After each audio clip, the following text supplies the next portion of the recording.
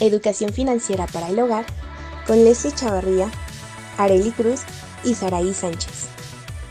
Hola, sean bienvenidos todas y todos al tercer episodio de nuestra serie de podcast Educación Financiera para el Hogar. El día de hoy abordaremos el tema el presupuesto y gastos hormiga. Para hablar acerca de ello le doy la bienvenida a mis dos compañeras, Leslie Chavarría, que gusta tenerte de nuevo. ¿Cómo estás? Hola Arely, ¿cómo están? Mucho gusto. Y también a Saraí Sánchez. ¿Cómo estás? Hola, ¿qué tal? Es un gusto estar de nuevo aquí con ustedes. Y bien, ¿qué les parece si para ir comenzando a hablar acerca de este tema, definimos un poco acerca de lo que significa presupuesto? Pues bien, vamos a entender que es aquella planeación del registro de los ingresos y gastos realizados durante un periodo de tiempo pues previamente delimitado. Este puede ser a la semana, quincenal o mensual. Y aquí valdría muchísimo la pena recordar lo que mencionamos en el segundo capítulo, que por cierto, si no lo han escuchado, los invitamos a que lo oigan. Que no es necesario contar con los miles de pesos para comenzar a crearlo, o al menos no sé ustedes qué opinan. Espera, creo que también es importante considerar que el presupuesto tiene que ser realista, pues este debe partir de proyecciones y cálculos fundamentados en hechos y no en deseos.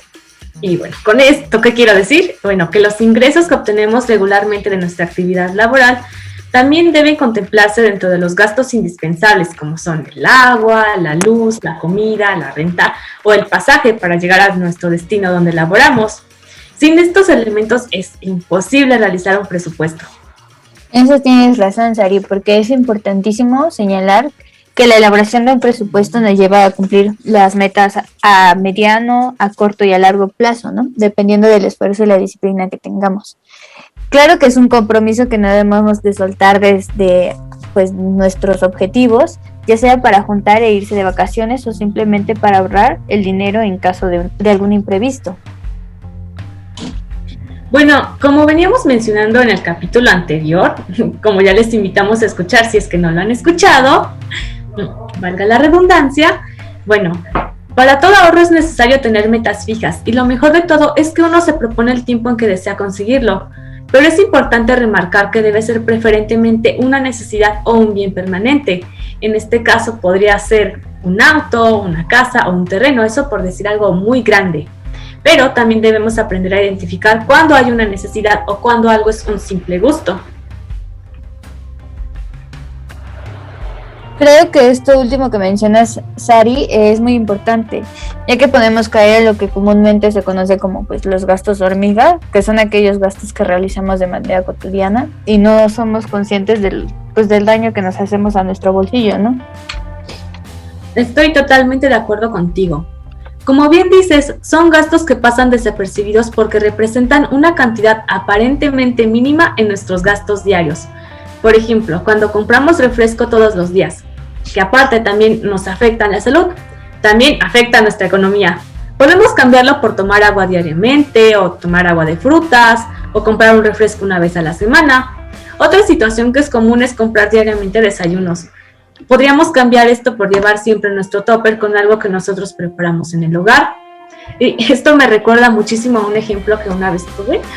Es una experiencia muy chistosa, pero recuerdo que una vez estaba trabajando con una chica y me sorprendía bastante la cantidad de cosas que compraba. No sé, si pasaba el de las gelatinas, al de las gelatinas le compraba algo, al de los cacahuates, al de los jugos, y así sucesivamente hasta que al final terminaba gastándose 200 pesos al día. Yo decía, wow, me quedaba súper sorprendida ante eso.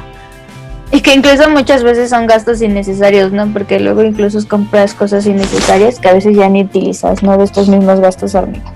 Bueno, antes de continuar hablando más respecto a este tema, es interesante conocer el nombre de gasto hormiga.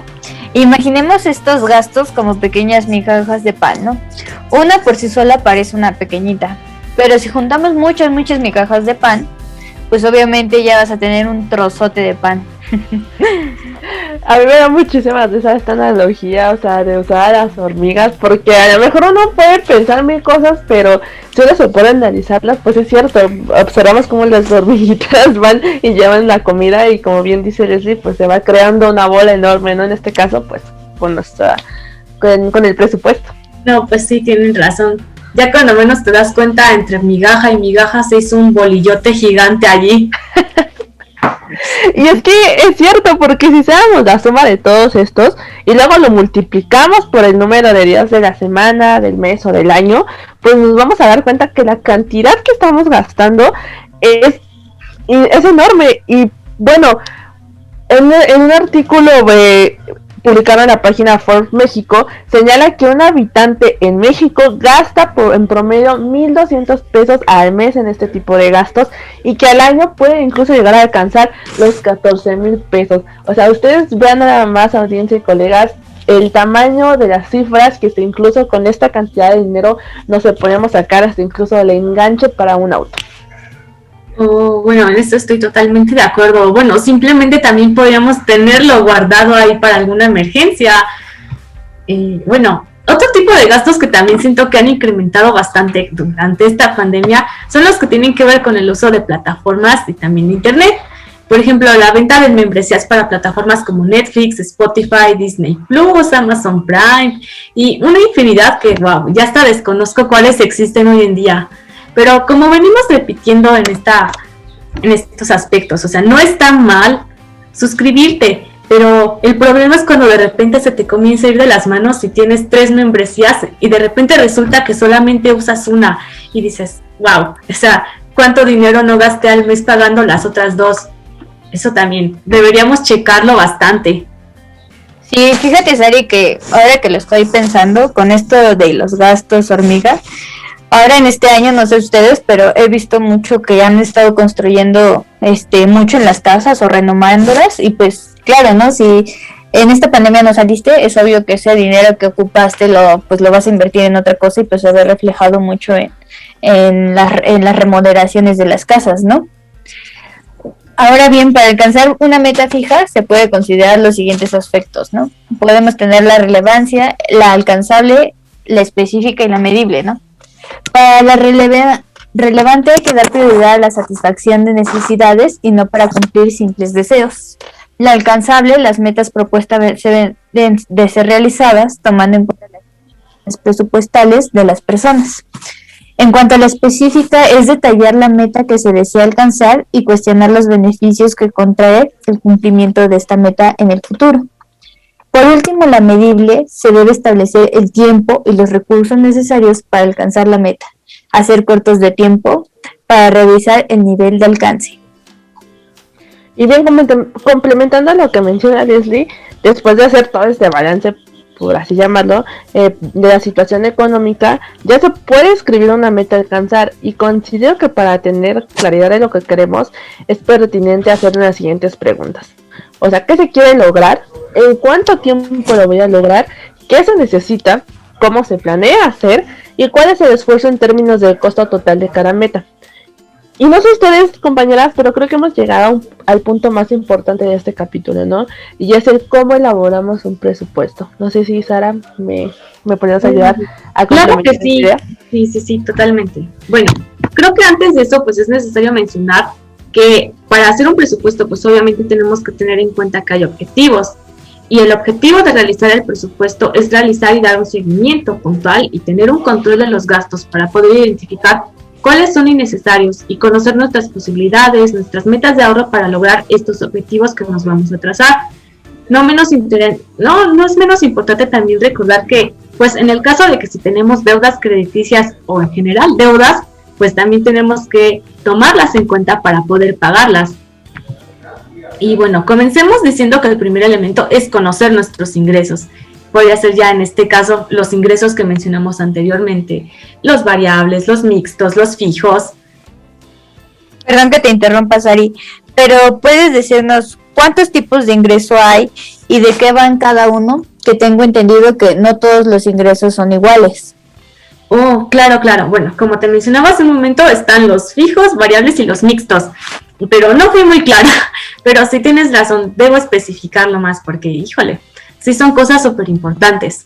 Y bueno, los fijos son aquellos que se perciben regularmente. Por ejemplo, el salario que se recibe cada quincena, cada mes, o una pensión, o el apoyo económico por parte del gobierno federal, por decir algo. También están los variables, que son aquellos que no se reciben de manera constante. Por ejemplo, las ganancias de un taxista, las propinas de un mesero o las ventas de un comerciante. Y bueno, estos son variables porque estos ingresos, precisamente como se mencionan, son variables, es decir, pueden llegar a variar. Están sujetos a condiciones externas, como el día de la semana o una época del año.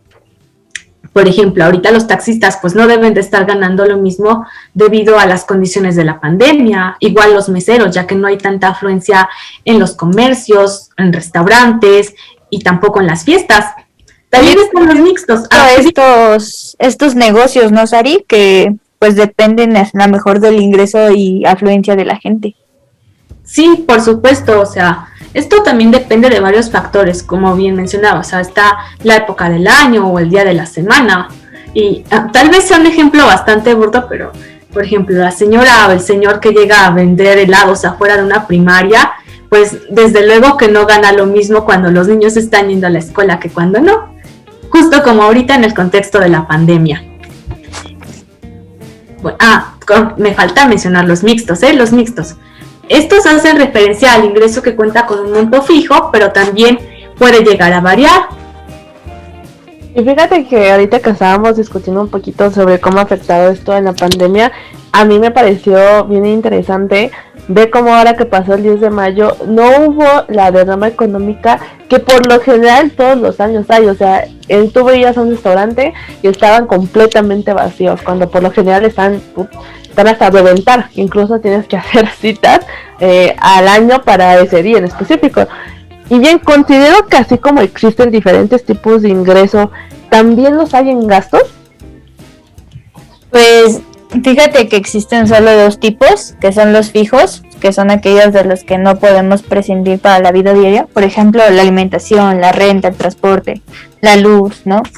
Y las variables, ¿no? Que están relacionadas con el estilo de vida pues de cada persona, ya sea la salud, la compra de ropa, comida, esta comida fuera de casa, ¿no? Los viajes, las visitas al cine, servicios contratados de manera ocasional, las medicinas, entre otros, ¿no? Porque a lo mejor, aunque fíjate que las medicinas a veces pueden entrar en fijos, dependiendo de qué enfermedad tengas, ¿no? Porque si son una enfermedad pues que necesita medicamentos pues progresivamente, pues es obvio que son fijos, ¿no? Gastos fijos. No, sí, en eso estoy totalmente de acuerdo contigo. O sea, no es lo mismo que de repente te enfermes a que tengas una enfermedad crónica y si necesites los medicamentos de manera constante. Sí, exacto. Más estas personas que no cuentan con un gasto de, por decir, el IMSS o el ISSSTE, ¿no? Creo que algo que podemos hacer es contemplar los ingresos y los gastos que se presentan, no sé, en cierta temporada del año, ¿no? Ya saben, cuando recibimos el aguinaldo a fin de año, el predial, los útiles escolares y los regalos de cumpleaños, o sea, todos estos gastos que, como bien decimos, ¿no? Son variables, es decir, que no se dan de forma diaria. Creo que es importante también tenerlos en consideración. Sí, tampoco hay que guiarnos con estas promociones y estas ventas nocturnas de liquidación, porque pues a veces traen ese mismo precio, pero te lo subieron, ¿no? Entonces por eso hay que darnos cuenta del precio normal que hay antes de la liquidación, para que no incurramos es que está barato. Entonces por eso me lo llevo, ¿no? Hay que tener en cuenta esto, tener presente que realmente se va a aprovechar el producto y pues que no va a ser una mero gasto hormiga, ¿no? Nada más por el simple hecho de que está barato. Si se utiliza el crédito para su compra, es más importante esta evaluación porque los intereses que se genera pues a pagar pues son a veces muchos o incluso a veces incrementa mucho el precio del producto. Y con esto último que mencionas, Leslie, ya para ir cerrando un poco el capítulo de hoy, pues me gustaría ustedes dos compañeras, si pueden dar algunas recomendaciones finales a nuestra audiencia. Por supuesto que sí, mira. Creo que algunos de ellos podrían ser realizar en cierto momento algún tipo de evaluación a nuestro propio presupuesto y ver qué tanto hemos avanzado en alcanzar estas metas. Esto también tiene que ver con cosas que mencionábamos en el capítulo anterior acerca de los ahorros. Es importante también considerar que si estamos gastando, pues debemos destinar una pequeña parte al ahorro y eso debemos ponerlo en el presupuesto. Y otra cosa es comenzar lo antes posible con la elaboración del presupuesto y apegarnos a él en la medida de nuestras condiciones. Yo diría que nunca se gaste también más de lo que pues se gana, ¿no? Esta situación solo traería complicaciones financieras pues en un futuro y comprometería el cumplimiento de las metas personales que pues ya se tenía, o incluso puedes caer en la deuda, ¿no? Si gastas más de lo que pues tienes. También tienes que pensar si en realidad es un gasto necesario o el adquirir el bien. Y tienes que recibir una capacidad de pago con la cuenta, así como no dejar de contemplar la totalidad de los gastos fijos. Bien, yo por último los invito a convertirnos en consumidores responsables y tratar de evitar la mayoría, bueno, evitar los gastos hormiga, ¿no? Que también nos podemos dejar llevar, como bien dijeron mis compañeras, por la publicidad o lo más popular que aparece en las redes sociales. Y con estas últimas palabras damos fin a nuestro capítulo de hoy. No sin antes agradecer la presencia de mis colegas, Leslie Chavarría y Saraí Sánchez. Muchísimas gracias por estar aquí. Nos vemos, hasta luego. Sí, nos vemos, gracias por permitirnos este espacio. Y gracias a ustedes que nos hacen el honor de oírnos en cada episodio. No olviden compartir nuestro contenido, dejarnos sus comentarios y sugerencias en nuestra página de Facebook. Y como siempre decimos, el ahorro está arriba como tu economía. Yo soy Arely Cruz, nos escuchamos hasta la próxima.